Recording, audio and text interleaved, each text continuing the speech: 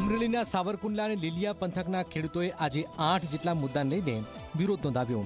સાવરકુંડલા પાલિકાના મેદાનથી પ્રાંત કચેરી સુધી રેલી યોજી, જેમાં મોટી સંખ્યામાં ખેડૂતો જોડાયા હતા।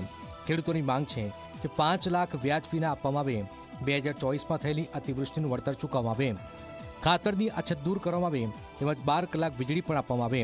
15 દિવસમાં સરકાર માંગ નહીં પૂરી કરે તો ઉગ્ર આંદોલન કરવાની ખેડૂતો અને કોંગ્રેસે ચીમકી ઉચ્ચારી છે।